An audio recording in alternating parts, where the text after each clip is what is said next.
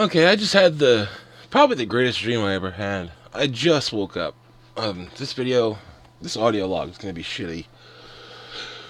But I had this dream, and you know how dreams are. I'm not sure how well I'm gonna be able to describe this. But I woke up and went, holy shit. But it was about a world. It was famined, I think. There was something wrong with the sun. The way the dream was presented was like a movie, like beginning, middle, and end. It was paced very well. It had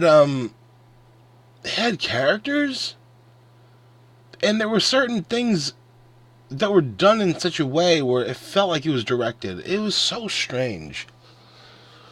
So, like, the reason why I know people were, there was something wrong with the sun. Okay, it's obvious. It's somewhere in the future, not so far future. I guess it was like a little bit like what's that movie? Interstellar, where it's not that far in the future. So there's something wrong with the sun, and the reason why I know this is because there's like four characters. I'm sorry, there's three characters. There's this man, his wife, and his son. And that's what the dream was about. So the reason why I know that there was something wrong with the son is because when he went to go get parts for something he was trying to build, dreams, he was approached by a very pale person that was a colleague of his that he used to work with. And he was shocked to find that he was completely pale and out of his mind. And they just kind of left him. It wasn't worth dealing with him. So the whole dream was kind of like that. It was like very like movie based. I'm not really doing this properly, but fuck it. So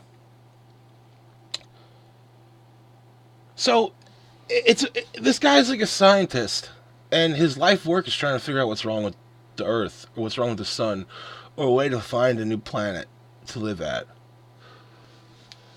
And technology-wise, we don't have it, and there's something mystic about things I can't quite understand.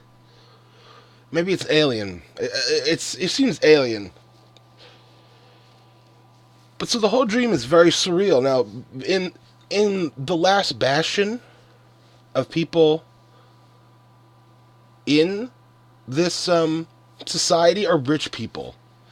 They're like a massive amount of rich people in this like mall. I don't know where the mall is. It could be in space, but it's this like dystopian future. I don't know if that's the right word. Where everybody is very happy. Like all these rich people are very happy. It's like a really nice world.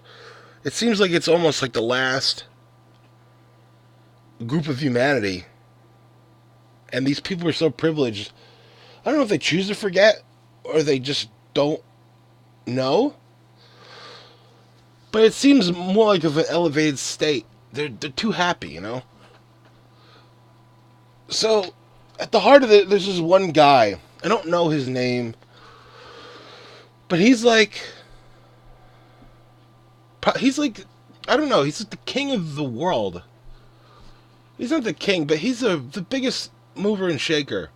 I'm pretty sure he owns this hotel. And he has a lot to do with this project that the main character is working on. I'm sorry, I'm trying to remember everything. This project, I'm pretty sure it's the project that this main character is working on, where he's trying to find a way to slip through space, try to find an inhabitable world. And the way they slip through space is they're putting like a puck. It looks like a puck, right? And it's a living quarters. And this puck is in like, it's put into a tube, and then it like disintegrates, and it disintegrates into deep space, or this zero space. I don't really understand it. It was a fucking dream.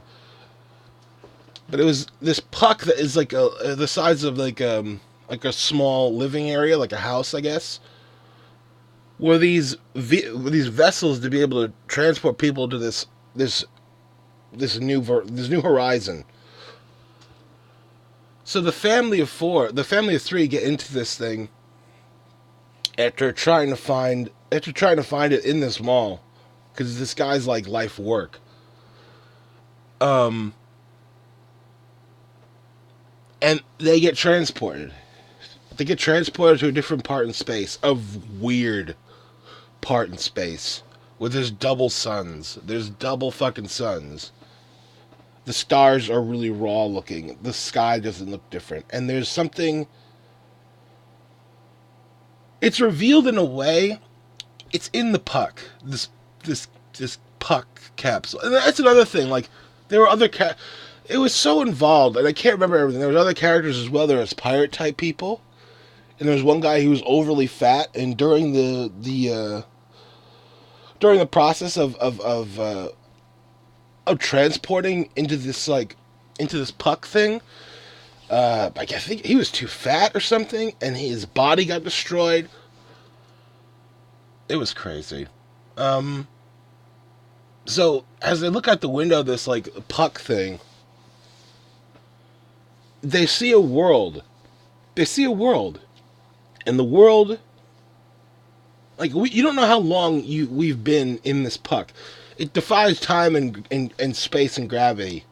So like the way it's represented in my dream is this boy is like looking at a like an iPhone. There's a picture, and the picture fades in and out, like the iPhone is turning on and off, and each time it does that, you don't know how long of a time has been in between those power downs and offs. So when he arrives through the boy's perspective, you look up and you're able to see through the porthole in this puck world, in this puck hub that's in space or time, or you don't know. This is the thing about the dream. It was like very Kubricky. It was very like not explained, but it was explained through. It's really hard to describe. And the way I'm describing it now is not the way it should be. I mean, I just woke up. It's fucking. Anyway, so he gets to the planet, and the planet, it's Earth-like, but it's obviously manufactured. And I started thinking, what? And then you look at the continents, and they're done in a way where they're made out of like plates. So the continents are made out of like rectangles, like Legos. So there are circle continents that look like they're fanned out like a deck of cards, because it's plates smacked on top of plates in a round thing. It was amazing. It was really amazing. And when we get down there, it's a full city. And the man that's in charge, of the earth or whatever it was, is there. But nobody else is there in this city. And as this character, he's questioning, where the fuck are we? How are we here?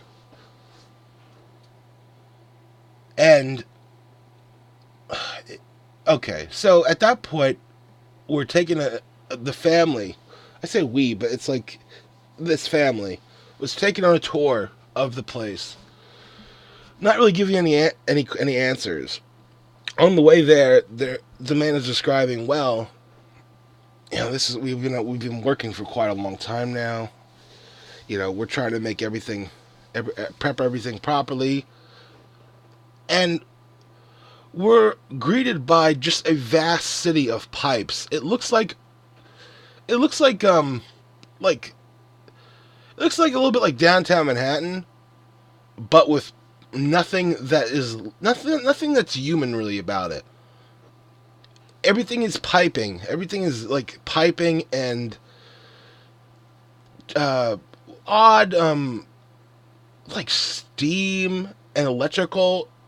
Nothing really looks human, but it looks human in a way. So we're walking around. He's explaining to us that this is our new beginning. This is the next bastion for humanity, and we walk past this room. Now this guy, just to paint a picture, this guy dresses kind of weird. He dresses like in a red, like a crimsonish, dark crimsonish trench coat. And it's made out of like, alligator skin or snake skin. Very futuristic looking, I guess. It's like a high collar, not super high like fucking Doctor Strange, but like a high collar. And he's got a very unique look. So like when we pass, so we get to this big room and there are targets on the walls, like bullseye targets, and there are hundreds of people, but they're not regular people. They look like they're aliens. They have the same exact clothes as the man that has been touring us around with this trench coat, but their faces are different. They have alien faces. Humanoid, but definitely not human. And each one of them, as we walk by, there are hundreds in line facing us. Us between, I keep saying us, but it's these people. It's the targets and these people, and we're walking in between them. They're knife throwers. They're copying the habits of this man who loves to throw knives. And as we walk by, thousands of knives pass past us. Just so close that they may touch, but they don't actually hit us. And we just keep walking. Well, they just keep walking. It's very strange. And then actually, you know what? What happens next? I don't know. But past those men, we notice that things are not normal. Well, I mean, things weren't normal before, but we noticed that past these people, there are pillars that are skyscraper size that go on for as far as you can see. Just pillars. They look like they're just pipes. And it took me aback. And I think it's weird. It's like I jumped from perspectives. I think I was a child at that point. And I went, oh my God. And it freaked me out a little bit. It was quite the amazing dream. So, yeah. God, and you know what? Fuck. It was so perfectly laid out. The way I described it is just not the way it was. Like, they were mercenaries at one point. That's where that fat guy got killed. There's like a group of mercenaries that were like space mercenaries or something. No, you know, more like time mercenaries. They had some real insight to what we were doing. And I wasn't even sure what we were doing. It was really cool. And it was like the way things were presented were exactly like a movie. I wish I could record what I was seeing in my mind when I was dreaming and just put that out there because I think I'd make money. Maybe I don't know, maybe I'll do some research on how to properly remember your dreams and what helps that, and I don't know. Dreams are really interesting. I feel that dreams give like a raw perspective, you know? Like it gives you true emotion. I know it sounds weird, but I think it does. Like in dreams you're able to assess the situation. You're able to look at things and feel things in a way that it maybe just during your conscious hours you're not really allowed to because of your already preconceived ways of living and the way you feel already. I don't really quite know how to describe it. You don't let yourself go enough, but when you're in a dream, you're susceptible to the emotions and the feelings, which is something I lack quite a bit in my day to day. So it's nice to have dreams that bring that out once in a while. I gotta get better at it. Maybe I'll make it a series. Record my dreams.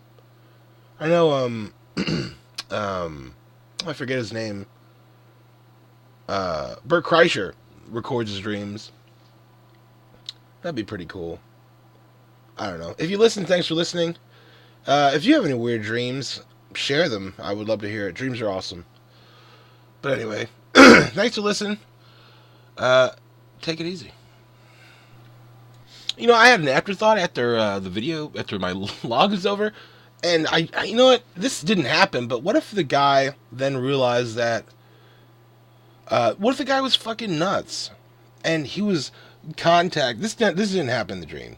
The guy with the trench coat, the red trench coat with the snake skin, and he's been contacted for years by, he thinks, God, and this is a mission from God that he has created a new Eden, like a new place, and that maybe I don't know, maybe he destroyed the earth.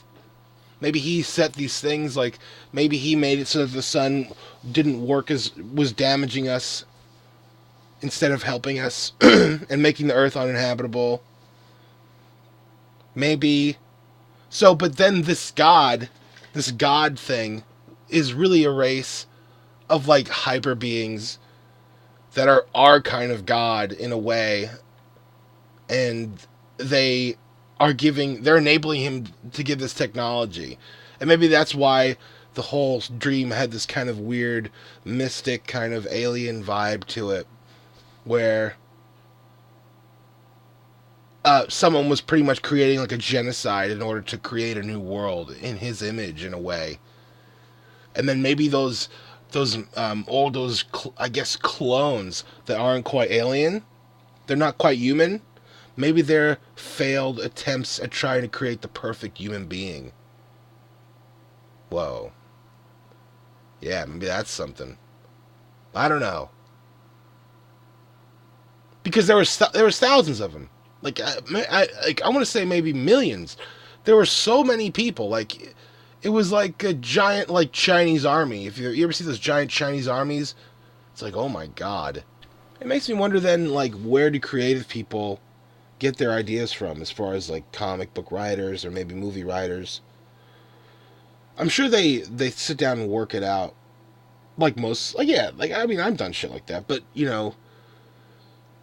maybe dreams are important in that way, where it gives us a different perspective, so as to see something differently, something we maybe wouldn't see, or an idea of a feeling or something like that. Dreams are interesting, folks. I don't know what to tell you. I think this is over. But yeah, anyway, see ya.